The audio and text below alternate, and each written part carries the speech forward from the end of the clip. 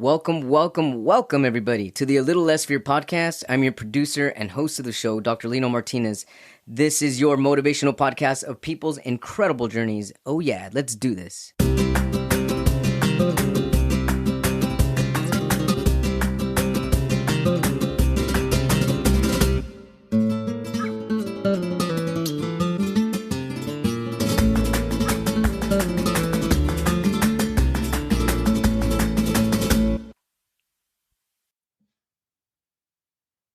Welcome back, everybody, to the A Little Less Fear podcast. Today, I would love to welcome back Andreas. Andreas has been connecting. Yay! Welcome back for the second time. Andreas has been connecting spiritual seekers to their spirit guides and galactic teams through channeled readings every week. When he's not channeling them directly, Andreas works with the spirit realm on the ground in his established energy, healing and tantric facilitation programs to support his clients clear energetic blockages and awaken their galactic gifts. Andreas is a certified yoga teacher through Yoga Australia and certified somatic practitioner through the Somatic Sex Educators Association of Australasia. Andreas Anthony, back on A Little Less Fear podcast. Great to have you back. Thank you so much, Lino. I'm really excited to be back and to be talking about spirit guides today. This is one of my absolute favorite topics. This is your bread and butter? It is now. It hasn't always been, but now great. it is absolutely my bread and butter. Well, I first want to give a shout out to Feral Human, who's just been an incredible fan on YouTube. And thanks to Feral Human, we're co-creating this episode here on Spirit Guide. So thank you so much, Feral Human, and thank you so much to all the new guests and watchers and listeners that are listening and tuning in for the first time. So spirit guides, like holy moly! I mean, I can imagine for people that are not spiritual that they hear this spirit guides. Like, what are spirit guides? Do they even exist? And is it even real? And how does anyone even discover like what a spirit guide is? And do we have spirit guides? There's just so many questions in regards to a spirit guide. But I'm curious about your journey before we get in the deep. How did you discover your spirit guides? How did you even know you had spirit guides or more than one or spirit guide?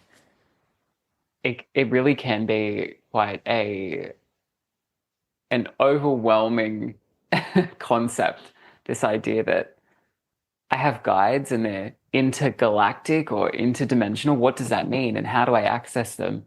For me, like many that are listening, I've had a spiritual journey for a long time. So since I was about 15, I started to open up my own spirituality, which started in yoga and then continued to deepen and grow. And as part of that, just like many people, I started to come across the concept of spirit guides. So I was sitting there going, I don't really know what this is. Is this even real? Like all of those same doubts. Sure. I also shared. But at the same time, I think there's this curiosity on the other side of that doubt. There's almost a childlike curiosity that would love to be able to access spirit guides, because it's not just guidance, it's fun, it's support, it's a proof of something beyond. And I originally tried quite a few guided meet your spirit guide type meditations. Most of them were free on YouTube. And I found that they weren't really helping, especially in the beginning. It did take me, I would say, it was a couple of years of not daily trying to meet my guides, but I would call in my guides and I would invite my guides to make themselves known to me. And eventually, as my own spiritual practice developed and my vibration was rising, which is key, if you're bogged down in the muck of life and you're feeling really deflated and, not in a good place, it's likely that you're not going to be able to make contact with your guides if you haven't already contacted them, because they need to meet you in the middle and they raise somewhere. They live, you could say, up in the higher dimensional realms. So it's a lot harder for them to meet you when you're really bogged down in your stuff. So you have to be vibrating at a fairly decently high rate, which I'm not, what that looks like is not, I'm not saying you have to be happy all the time and just positive and life's perfect. I'm definitely not saying that. Uh, but you do have to have a level of spiritual openness and a level of uh, working towards a spiritual development in order for the guides to come in.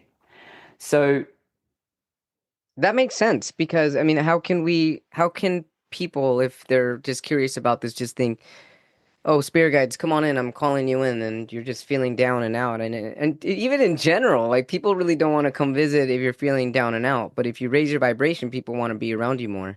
If you raise your vibration, I mean, same goes with the other dimension. It's going to be easier for them to come around. it is. And I don't want to paint the picture or the fear that if you, let's say you're really bogged down right now listening to this, oh, well, I guess I'm a crap human and I'm never going to meet my guides. It's not like that. Your guides are still going to be supporting you, but in a way that's non-direct because they can't come in and have a conversation with you if you're super bogged down. But what they can do is they can give you the 1111 on the microwave. They can bring beautiful humans into your life that will support you. They can give you those little perhaps mental synchronicities, or you know when you might just have like a flash of something, or you see something, or you go, oh, that's interesting. Like these synchronicities are the way that guides can speak to us when they can't directly make contact Oh, with I us love this. yet. And so, Yeah. speaking of like 1111, a lot of people call them angel numbers. I mean, is that also, are they not angel numbers, or is it just angel numbers and just higher dimensional consciousness coming through all at once? It's a great question, and the answer for me is I don't know the exact truth of this, but what I feel came to me from my team, my guides now, is that the numbers, angel numbers, is just a name. So it's angel numbers, higher numbers, cosmic numbers. Into your guides can do the numbers. Yeah, it's not just the angelic realm Hmm. that can play with numbers, but the numbers are actually a. Oh, this is going to go. Oh, make sure this doesn't go too crazy, but the numbers are a reflection of the coding of the universe, because the universe is essentially like a code. You could think of the universe as being created by computer code. It's a bad example, but if you were playing a video game, that video game is a complete immersive experience, but ultimately, if it's virtual reality, it's code. It doesn't matter how real it feels. And similarly, what we're in, the Earth experiment, is in many ways a coded virtual reality. It's just on a cosmic universal design. So the numbers are like that code. And so they can play with the numbers. And when you're vibrating quite high, you will see more synchronicity. You will see more 1111s, more 333s, more triple eights. I mean, God, I've recently moved into state 2 weeks ago on an intuitive nudge. And I have been seeing angel numbers 3, 4 times a day, every number plate. I'm another triple eight. Like, you can't make up how much I'm seeing it because Sure. there is a synchronicity that I've tapped into here. And yeah, the code of the universe is reflecting that back to me. So that's where the angel numbers come in, and they're a sign that you're connecting. You're connecting to your higher dimensional team. And they can manipulate that code, so to speak, Hmm. to so that they can give you those hints. But I do want to come back to answer the original question around how I met my guides. Okay. So after I was calling them in for some time, eventually they started to make themselves known to me in meditation. But the guides that I work with now are actually not the guides that I was predominantly working with in the beginning. I still work with those guides as well, but far, far less. So as the point that I'm trying to make is that as you develop and grow spiritually and your vibration raises and your awareness of the totality of who you are as a soul expands, then you will have new guides come in, and you will work with you can work with a multitude of guides over your lifetime. It's not that you just have to get locked into this one guide. Some people, they have a really strong soul contract with a specific guide and they just work with that one guide all the time. But it doesn't have to be that case. You can play with it a little bit, which that flexibility helps when, yeah, for me, it took me quite a few years to be able to meet my guides, and it may take the listener a little bit of time. But I've developed tools and programs and stuff to accelerate that process. That's really fascinating. And so, when you first got connected with your spirit guides for the first time, was it an individual spirit guides or was it all your spirit guides all at once? And what was that process like for you? Yeah, I got connected to my four Earth guides. They would be the earthiest of my guides, Mm. the closest to Earth, and they came to me in meditation. Uh, but they revealed themselves to me over a period of probably months. I'm going to say it was more than weeks, where I would sit in meditation and slowly but surely this team of four guides was revealed to me. And they are all human-like. So the first guide that revealed herself to me, her name is Anastasia or Anastasia. Um, and she's this gorgeous blonde hair, almost looks like, is it Elsa from Frozen? Oh, She almost looks like that, but she came to me way before Frozen was a thing. yeah, So, okay. um, but that's her energy, and so there's two female guides and two male guides in that team, and they work with me in different ways. And for example, another one of the guides, her name's kind of hard to pronounce. It's Tsiatska. Her name is very like earthy coded, and she works predominantly with me with the earth. So anything to do with grounding or coming back to the earth, that's when she tends to come in. And then I have two male guides that tend to work with me on my divine masculine stuff. Uh, but yeah, it was like it was kind of intimidating to meet them, to be honest. In meditation, there's this sort of, can I trust myself? Am I not? Am I making this up? Yeah, I know exactly what you Especially, mean. yeah, especially when you're on the journey of trying to find your guides, and then Right. something comes in and you're like, hang on a sec, is this legitimate or not? That's a good question to ask. So how do we know if it's legitimate or if we're just making it up? I mean, how can somebody differentiate the difference? Differentiate the difference? Know the difference between the two. Yeah, so your guides will show up repeatedly and over time.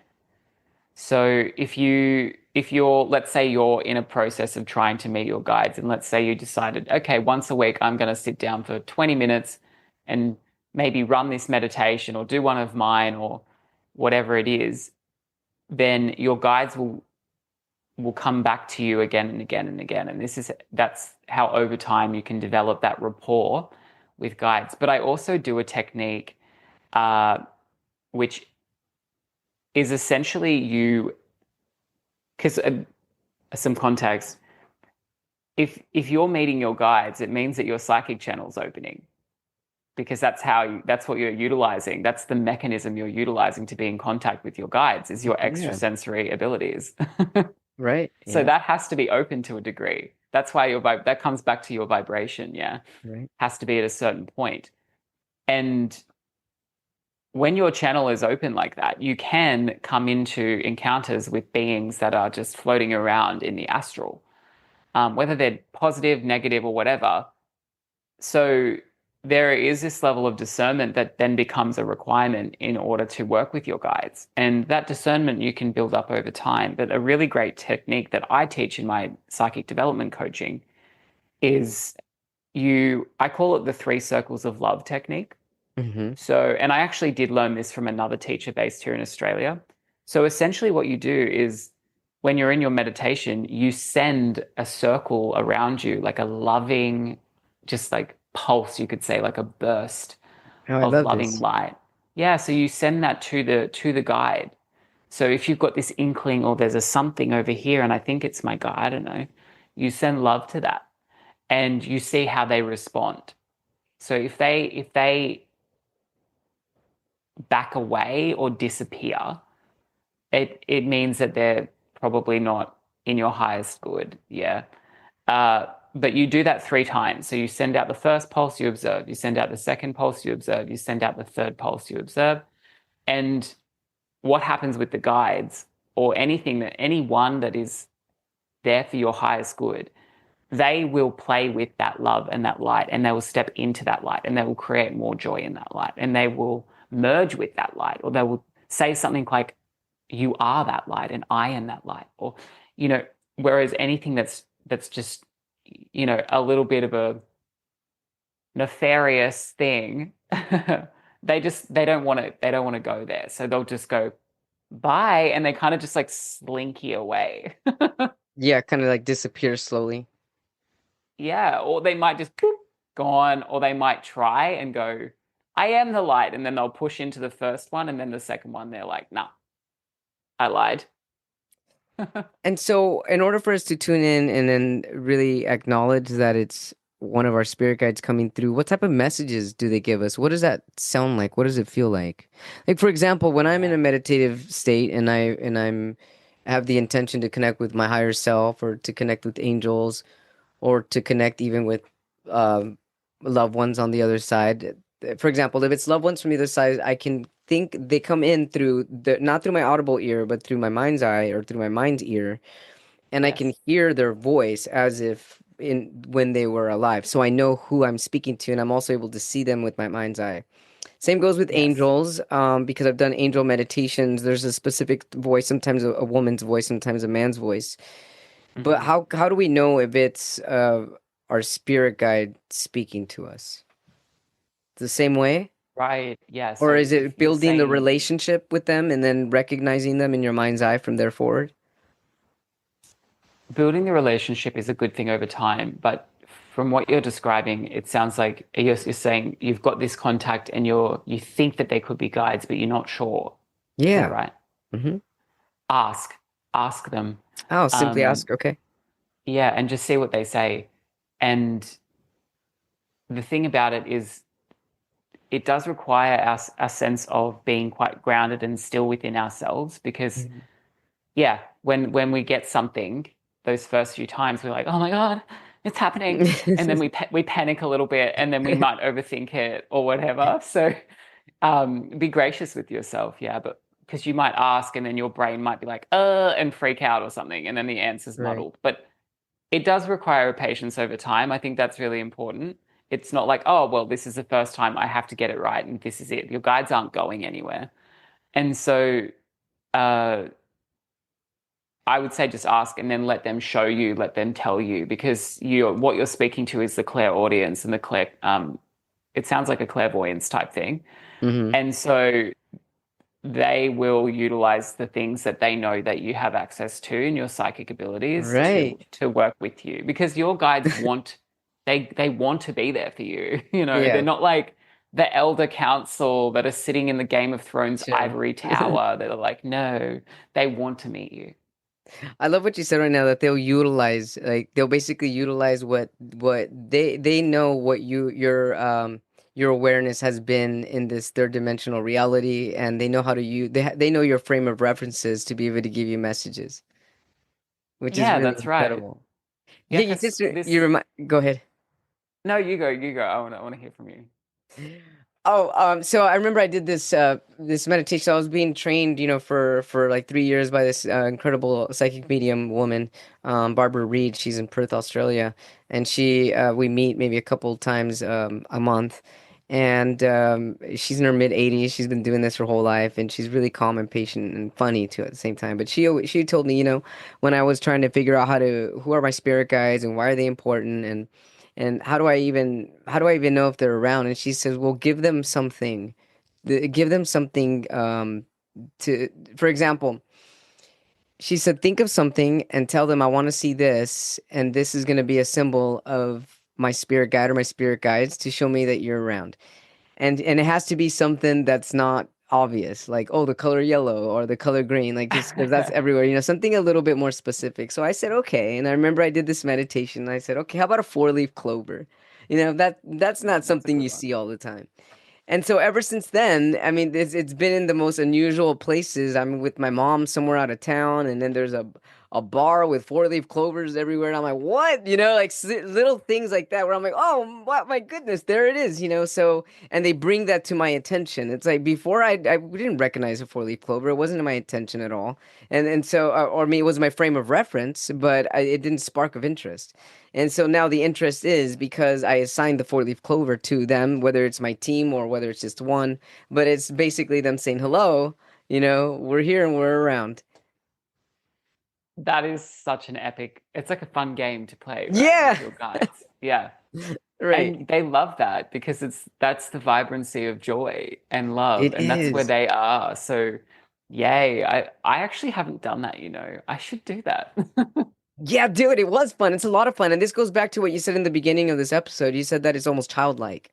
And so Yes. when you get into this childlike really is creation, and it's open, and it's an open heart, it's an open mind, and it's playfulness. And playfulness is a high vibration. That's why when kids play, they can play for hours and hours and forget to have lunch or dinner because they're vibing so high, And it's like it's freezing outside, it's snowing. They're playing out there with shorts and short sleeves. It's like they're vibing so high, temperature doesn't even matter. So, I mean, it really makes sense to go back to that childlike presence that exists within all of us in order for us to connect with higher energies. Yeah, exactly that. And I think you'll find that when you start to, and anyone listening, as they start to make more contact with their guides, it's almost, it's shocking just how childlike they can be. Yeah, they can have a serious tonality to them if you need them to be, but they're vibing out in love and light and joy and presence and all of these good things. So they feel like that. They feel great. They really do. I'm gonna have to share my one of my spirit guides here. I've never actually shared it on I mean on my podcast before. So going back to the same meditation, and this maybe a couple years ago where I discovered one of my spirit guides. And also there's always the am I making this up, just as you brought up earlier, am I making this up? And so I thought, I like to connect with one of my spirit guides. That was my intention. I thought about it through the day, and I was feeling good through the day, just exercising, walking around in nature, going for a walk, and eating the stuff I love, and just feeling good. And so the evening came, and I said, okay, it's time for me to spring forward into my intention here to meet one of my spirit guides. And so I take some deep breaths. I'm feeling good, and I close my eyes, and in pops in the image of a garden gnome. And at first, I was like, "What? No, what? No, well, no, no, no, no. This is not true. I mean, what? Why am I seeing a garden gnome?" And then I took a deep breath, and I hang on a It minute. couldn't be. Yeah, exactly. I was like, hang on a minute, hang on a minute. Well, why not? I'm in a receiving mode. I am receiving this. And I know I'm not making it up because I didn't push for that thought. And that's a really great way to figure out whether you are making, quote unquote. We are never making anything up, by the way, people. We're like satellites and receivers. We're always receiving information. But just so that you know the difference between whether you are receiving or pushing information, it depends on how easy it comes in. Usually, if you're pushing for a thought, you're pushing to receive something rather than just inherently easily being an open mind and just energetically it soaking through your mind as with little effort. So if it comes into your mind with little effort, then you know it, you are being received, you are being gifted with this image. And so while I was being gifted with the image of a garden gnome, in which I know this is also an audio podcast, but those seeing the video, this is the image of what came through my mind. See this garden gnome right here. And no, he's so rad. I love him. And so when I finally said, okay, fine, I am seeing a garden gnome with my mind's eye. Let me keep my eyes closed and stay focused. And I said, okay, well, I see a garden gnome. And I said, well, hello. And at the moment, we weren't communicating yet telepathically, but he was very hyper. He was jumping around, doing flips, and I started kind of laughing. I was like, whoa, you're a hyper gnome. I'm like, okay, you're really fun and energetic. And then I said, well, let's give you a name. Do you have a name? And then all of a sudden, I've got an image in my mind. There is this a famous hamburger spot out here in Los Angeles, Los Angeles, California. It's called Mel's Diner. And so I saw the light flashing of Mel's Diner, Mel's Diner, Mel's Diner in like neon. And I said, "Oh, your name is Mel?" And then I got the image in my mind's eye of the cartoon called Elvin and the Chipmunks. And you hear the father yelling, "Elvin!" And I thought, "Oh, Elvin? Oh, Melvin. I get it. Elvin. Oh, your name is Melvin." And then I saw him do a flip like he was telling me, "Yes. Yes, my name's Melvin." And I said, "Whoa, great. I mean, I guess this is fun. I'm just gonna go with whatever. Even if I'm imagining it, I'm laughing, and even some tears were coming out. So when I start to feel that joyful to the point where tears are coming out, I know that what I'm feeling and what I'm seeing is real. And so I'm not delusional. I know I'm not crazy or psychotic or anything, or whatever people want to use to define when people are delusional. But I know that I'm in my full sense because I'm in happiness and I'm in joy and I'm in bliss. And I know that I'm coming from a heart space. And excuse me, I didn't really mean to say the word crazy, as crazy is bad, or be derogatory about it. But these are some of the things that people might say to people if you tell people this outwardly without them really knowing what you're connecting with or what you're speaking with. People could easily be like, "How do you know you're not crazy?" But just so that people know, nobody's crazy, by the way. Everyone's just on their own dimension, on their own frequency. So circling back to this was my connection, and that's how I met Melvin, one of my guides. And I figured out he is my joy guide because I asked him, and he appears to me in my mind's eye at times when I'm being too serious, when I'm not having fun, when I'm working too hard. I will just get an image of him smiling or doing a flip, and then I know it's time for me to call it a day, call it quits, and have fun.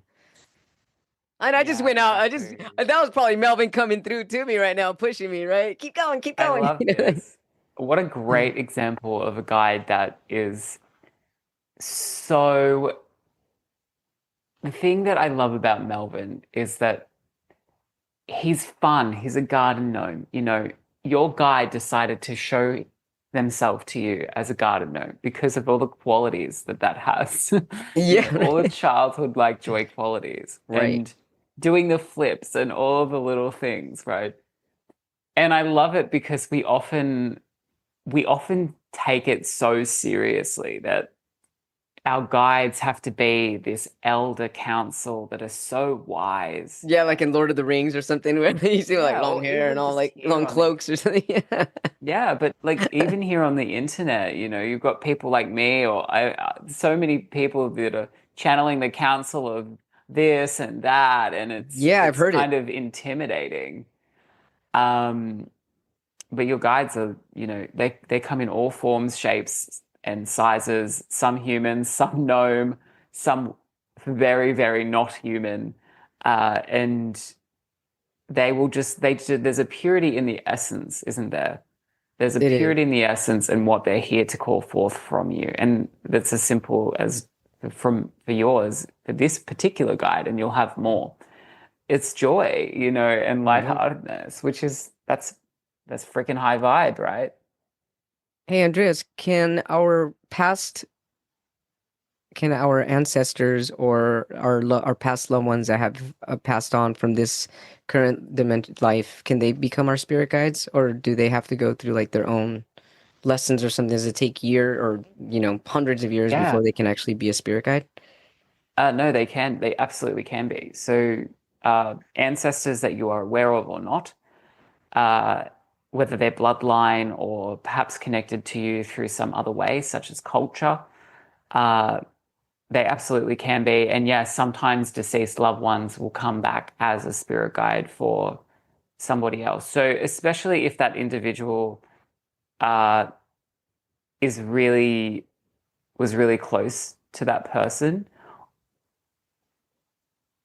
or the individual stands to learn a lot from the soul essence that that person carried in the lifetime that they had on the earth.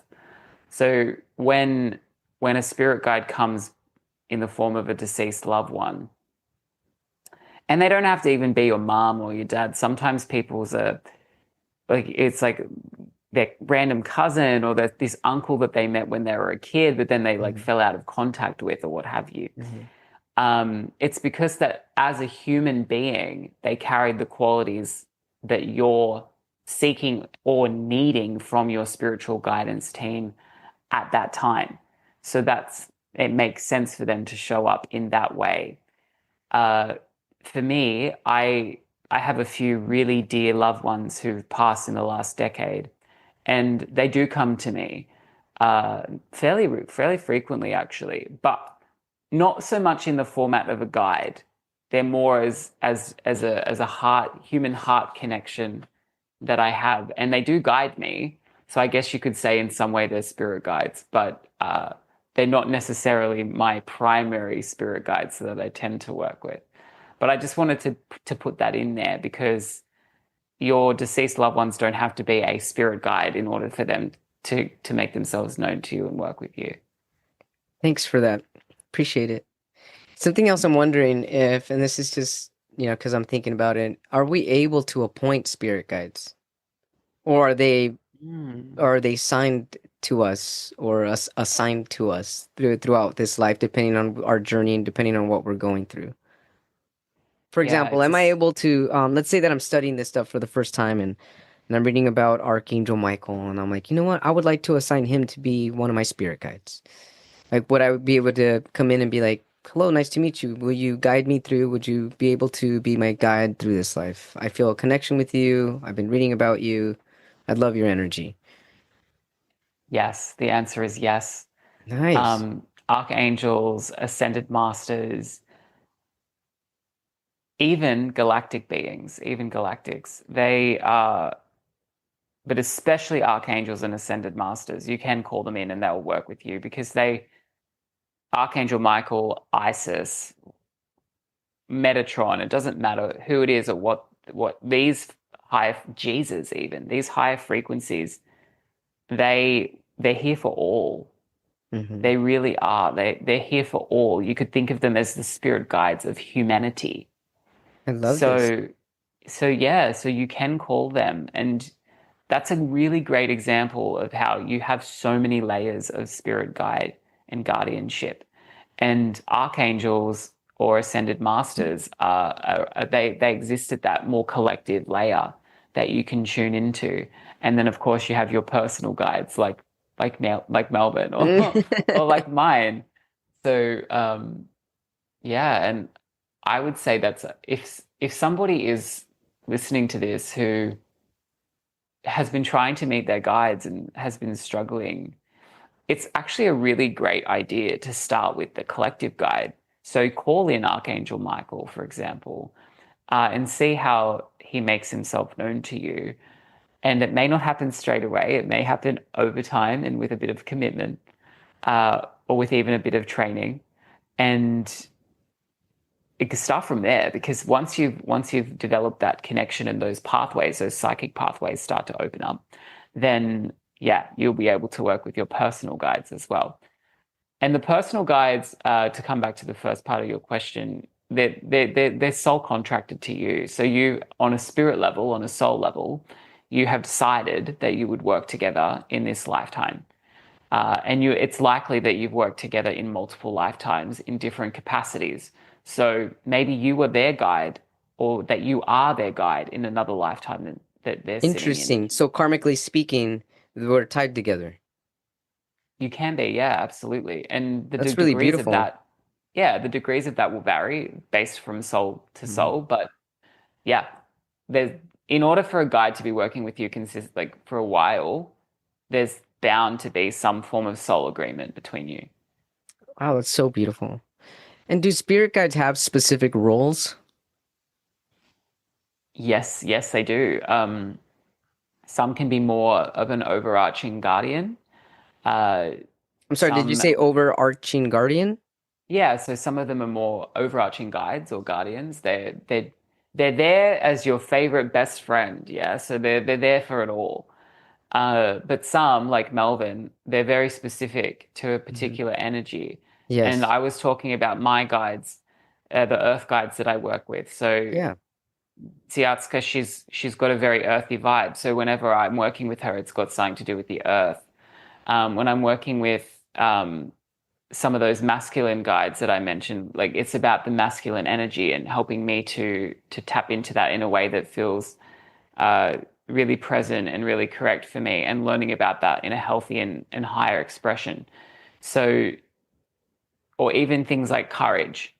One of my guides really embodies that idea of courage. So they all work for you in different ways. In fact, I even have I don't know if I'd use the word guide. I guess so. Um, it's like a past life connection. But I work with her in business. So she's like my 5D business consultant. That's so rad. I love it. Yeah, it's pretty cool. But how did you know, Andreas? How did you know that this was their roles? Like, how do you know who is going to be able to guide you through something specifically? Oh, that's a great question. Um, so with the Earth guides, they just told me, and over time I started to realize, just like when Melvin came to you, you would be like, oh, you're fun, you're cute, you're doing your thing, and you just know. Yeah, they speak to you in that clairsentience. They speak to you in that knowingness. So whilst working with them, you get the feeling that this is what they're about, and then you start to realize, oh, this is what they're doing, and this is their signature frequency. You can ask them, or with the business consultant that I work with, I asked for one. I said, Yeah. hey, I would like to start working with a guide in the higher dimensional realms for my highest good, for the good of me, for the good of my business, and all the work that it does and all the hearts that it touches along the way. And then she walks into the room. So, and in that way, I invited her in. I And love that. So you had the intention of the energy and the vibration that you needed to be on, and then, as you said, you invited her and you allowed her and you opened the doors in your mind's eye, and then she stepped up. yeah, and this guide is like badass. She's so cool. She's so cool, and she's amazing. She wears these almost like leopard print shoes, and she's very professional, but she's also very sexy, and she's just so radiant and loving and kind, and bright red lipstick, and she embodies such a specific energy of confidence. And I feel like that's probably something that's important in my business, for example. So she's come in embodying all of these frequencies, very different to Melvin the Gnome, Right. Oh yeah. Oh, very different. but Yeah. with a specific frequency Mhm. and theme. But uh, it is important to note as well that they don't have to be specific, and Mhm. you can have that sort of spiritual best friend as well in your guides. Thanks for sharing. That's really incredible and magical. As you're saying that, I'm wondering also if your business guide, your business spirit guide coming in with this energy is also to show you the type of energy that you need to push yourself forward to where you want to be. So if she's coming in with this certain demeanor and a certain confidence, perhaps that's what she feels maybe you need to mirror in order to get yourself to where you want to be. Let me, that's, I love this. I'm just seeing what she wants to say about that. Or, okay, yeah, she's saying, so she showed me a dove, and that's when I see a dove, that's for me, that's almost just like the clover, the four-leaf clover. Mm-hmm.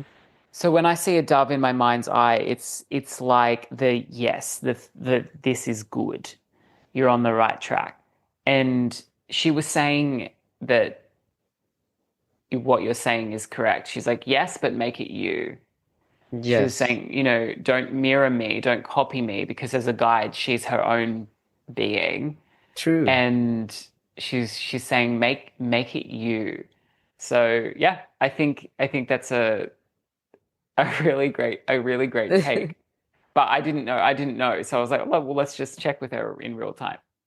I love that we could just literally come in and just ask them because they're always available to us. They're in a dimension where there's no time space that we have here, so they can connect anytime with us. 2 in the morning, 3 in the morning, or right now, whatever time it is, wherever we're at. Yeah, that's right. You can get to the point where that is possible.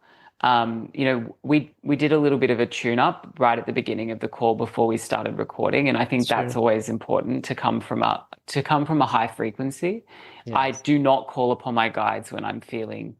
I call upon them for support, but I won't open up a psychic channel when I'm Hmm. super bogged down having a really bad day because you're playing with energies that you probably Hmm. don't want to play with when you're opening up psychically. That's true. But yeah, so there's a level of this like cosmic responsibility when you're playing with this. Hmm. And I would suggest that uh, you know, people just keep at it and you work with it. And these abilities, for me to just tune into my guides straight away, that isn't where it started. Sure. Before it was like, oh God, meditate, open up, see if they come, maybe they won't, I don't know. And it's taken me a long time to develop this ability to work with them. And that's what I teach people how to do now. But I think it's take the pressure off. Yeah. So, who do we connect with when we are feeling low and down?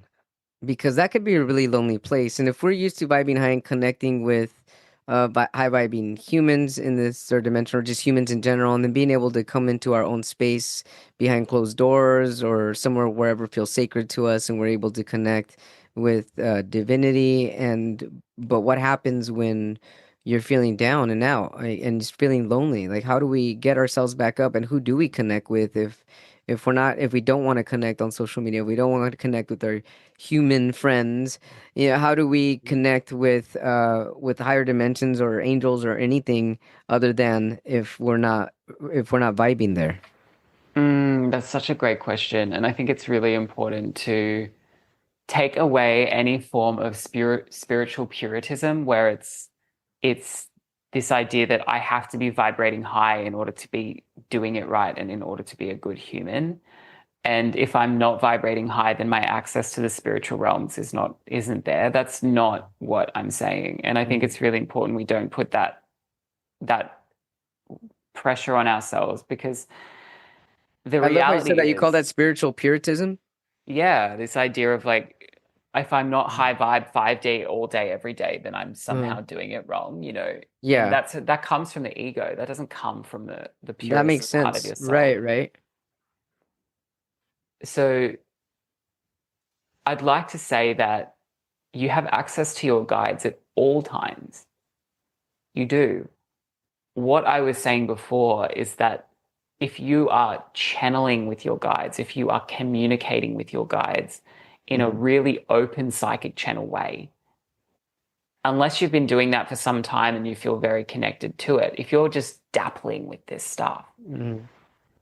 then that's when I wouldn't be doing that sort of thing and calling in conversations that are like that, unless Hmm. you are vibrating in a place that is neutral at least. Hmm.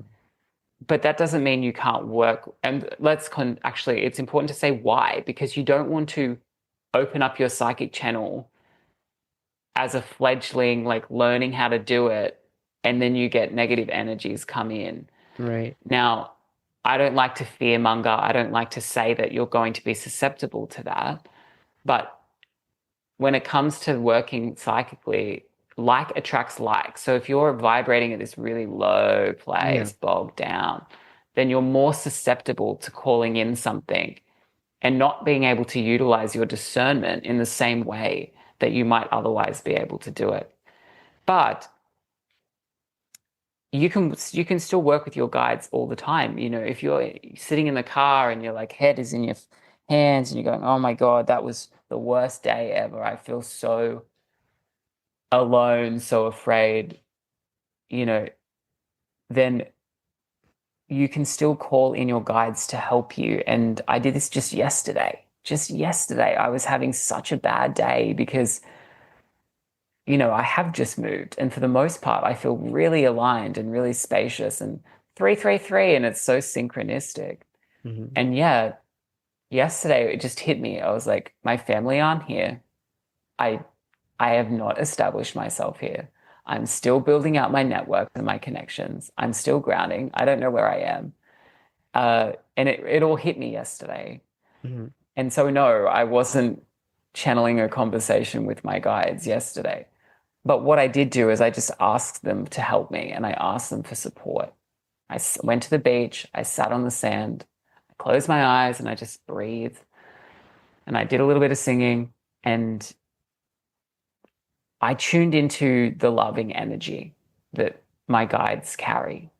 And I, I just used the singing and the beach and the chilling out to rest into that joy frequency a little bit, just a little bit, you know. It's almost like getting a hug from your guides. It's like that. It's like, okay, you've had a really crap day. We're here for you. We've got our energy around you. We're giving you a beautiful hug, and we're gonna hold you in that. And then that lifted me up a little bit. Did it make me feel 10 out of 10? Like, well, now I'm just peppy and ready. No, Yeah. no, of course not. Your human emotions and your humanity is still Sure. there. But that's how you can work with them. Ask for a sign. Ask for a flash of support. You know, do things like that. That's how I would do it. I hope that that explains it properly. I don't want to ever tell people that you can't do something. You're the sovereign steward of your own ship. Do what you want to do.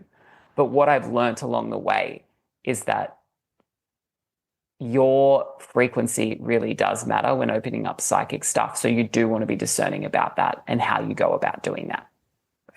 That's really excellent. Thank you so much for that example. I was really able to feel it and really understand it for myself as well. And so, just to summarize it, it's best to, if you are going to have an active mental communication, telepathic, if you want to say communication with your spirit guides, that's best to do it when you are feeling good about yourself, about your day, vibing high. But if you're feeling down and low, that is an invite to other energies that are also on that low vibing frequency. So you might be getting a disruption of messages that actually really aren't in its purest form, and can come with a negative frequency such as fear or just things that are not going to really uplift you. But what you can do is ask them for help and be open to receiving help in any way, whether it's a sign or a motivation for you to get out or even take a nap or eat some ice cream. So I'm just I know you didn't say that, but that's just what I'm feeling into what you said right now. Yeah, that's exactly what I mean. I do actually have this urge to pull in a message from the angels if that feels in resonance with you. Absolutely. Yes. Always. Okay, sweet. Thank Yeah, you. because I feel like this question is important and I don't know if human Andreas has quite the words. Sure, thank you. So I'm just going to tune into that.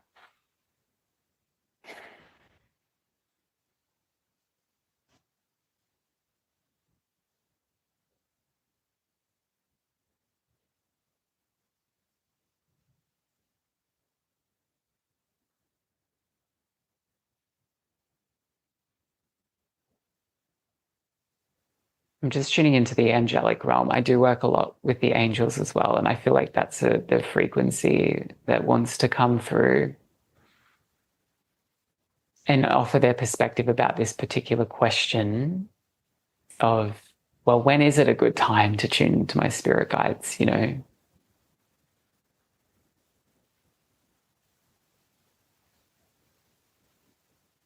Hmm. Hmm. Hmm. Okay. So what they're saying is that we can look at this a different way. Okay. Rather than thinking about it as an emotional binary of I'm feeling good and therefore I can access, or I'm feeling bad and therefore I cannot access. Rather than thinking about it in that way, they're saying instead, you know that you always have access because access is never turned off. You are always in access. because as a Mm-hmm. soul, and they're drawing my attention into the heart space, right into the center of the heart, where the heart chakra, where it's shining out with love, where your soul resides. They're saying it's not a door that opens and then closes. It's not a gateway or a switch that you turn on and then you turn off and you can access your guides or not. Your guides are always there for you. They're Mm-hmm. always with you. You are them in many ways. Mm-hmm. You are the same soul in different experiences. And so you are always in communication with, you are always accessing your guides. And as long as you move in from your heart center, as long as you move into the connection of your guides from the place that is vibration of love, of joy that mirrors your soul radiance, when you connect in through the mechanism of your heart space, know that it cannot go wrong. Know that you are divinely protected. Know that you are going to connect to the right place. That's their message.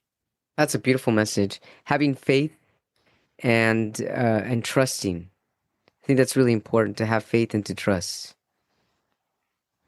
Yeah, and I think something that I just didn't consider is that they wanted to remind us is that the access is always there. It's an always on thing. It's like the sun.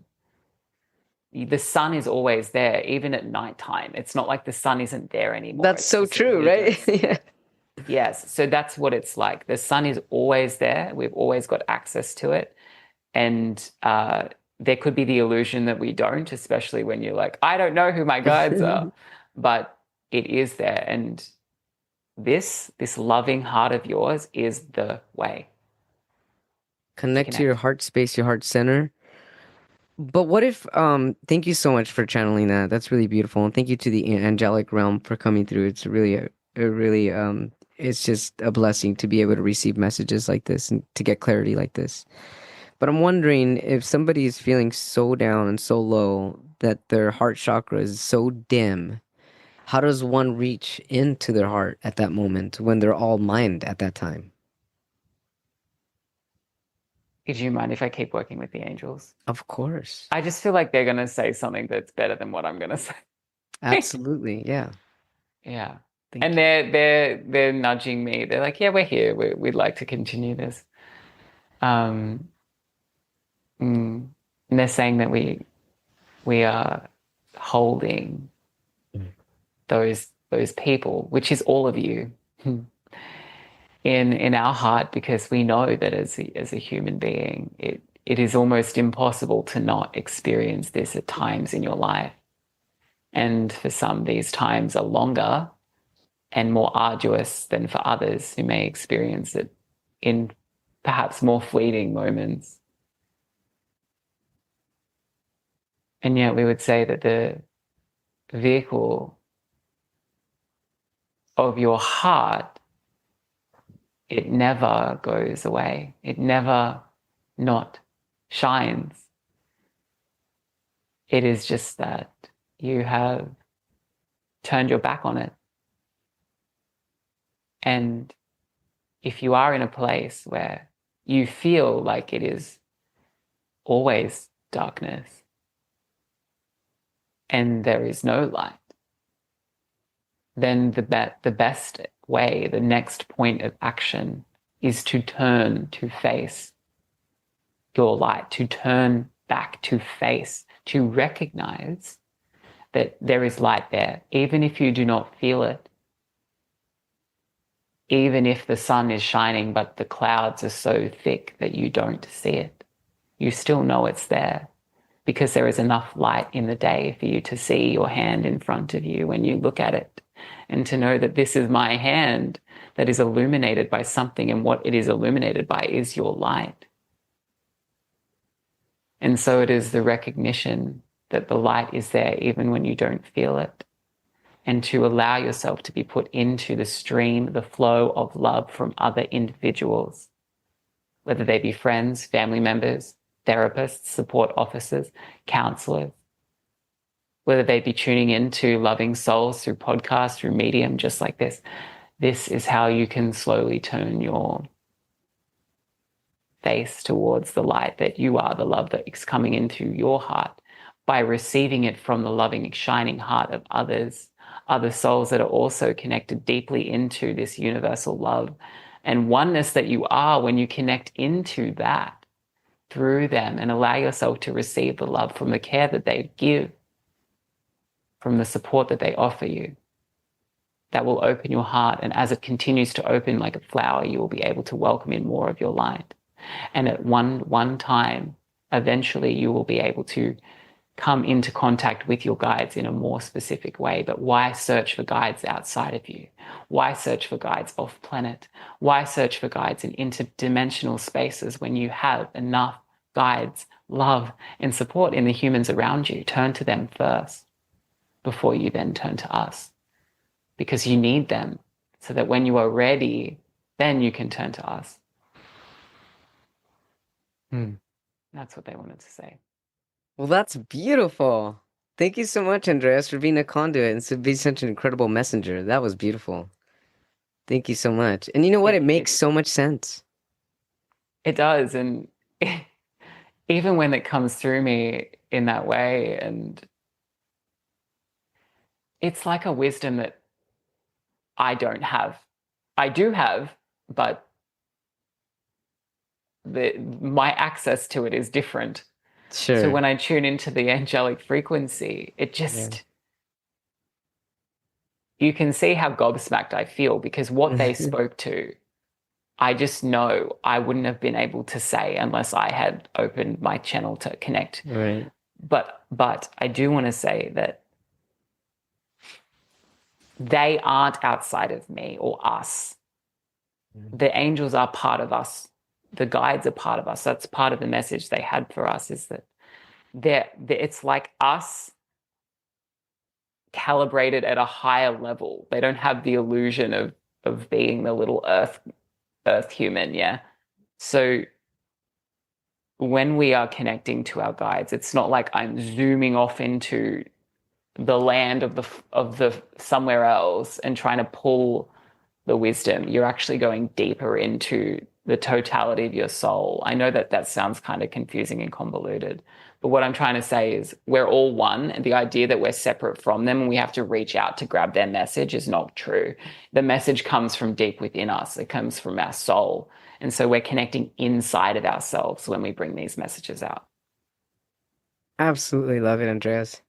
Thank you so much for these incredible messages. Really powerful, really uplifting, really motivating, really inspiring, and really humbling, and just full of love and full of joy, which is what we all seek. And it's all within us, just like you said.